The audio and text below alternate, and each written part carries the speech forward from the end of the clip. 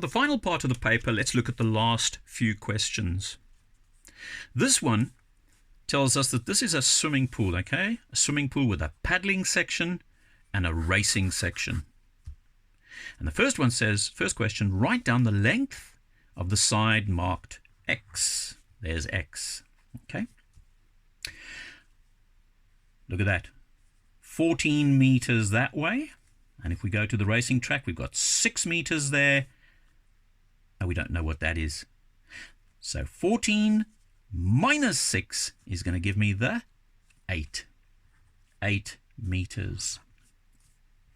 Write down the length of the side marked Y.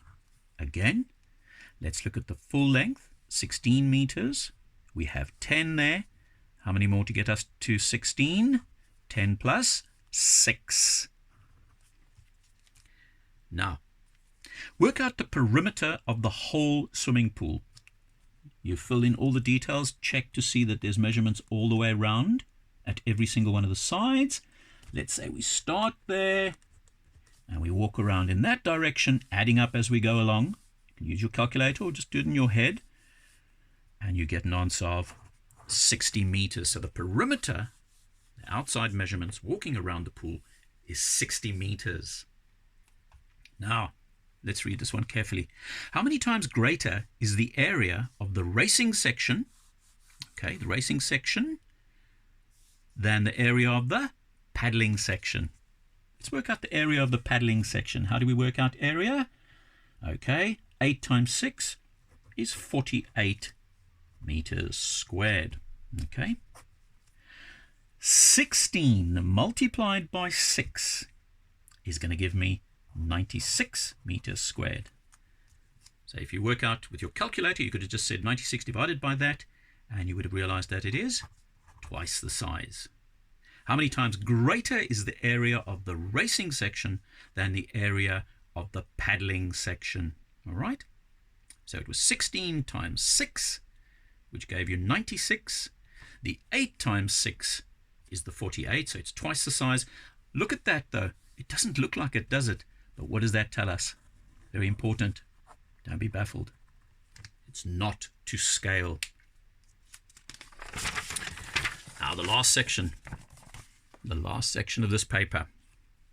Simplify 15 minus 7 in brackets 2y minus 5. So the first thing we're going to do is we're going to multiply out the brackets. Let's leave the 15 out of the picture for the moment. What do we know about a minus and a plus? A minus times a plus is equal to a minus. That minus times that minus is going to be a plus. So let's go. Minus 7 times 2y is minus 14y. That minus times that minus, plus. And 7 times 5 is 35. Right, let's bring in the 15. Let's not forget the 15. And now we're going to gather like terms. And the like terms here, 15 plus 35. Always take the sign with the number or the letter. So 15 plus 35 is 50. And there's nothing more we can do with that. Minus 14y. Now the next one. Circle the two expressions below which are equivalent, meaning equal. So you've quickly got to work out all of those. You've got to multiply out the brackets. And in this case, we're just going to do it very quickly. You won't need your calculator for this. That would be 4y squared plus 12. Remember that multiply what's outside with what's inside. That is 4y plus 12. That becomes 4y squared plus 12y. That would be 4y squared plus 6y. And the last one, let's go, 4y squared plus 12y. And now we just look and see where the equivalent ones are hiding. Remember, circle. Circle around the two that are equivalent. There we go. Last question. Factorize. What does factorize mean?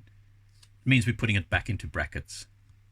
And you were taught that when you do factorizing, you look for the highest common factor first. Okay, highest common factor of 20 and 45 is 5. So we have a 5 there. Then we know we're going to look at the letters and see if there are letters the same on both sides. And then we ask ourselves, how many of those letters am I allowed to use on the outside of the brackets? So we have an x squared there, but only one x. So I can only use one x outside the bracket. There I have one y, but I have two y's. So yes, I can use one. Okay, because there's one there, and there's also one hiding in there. So open the brackets. We break this up as follows. 5 times what gave me 20? 4. X times what gave me x squared? Yep, another x. Now don't put a y down because the y is already outside there. Because if you did say y in there, it meant that should have been y squared.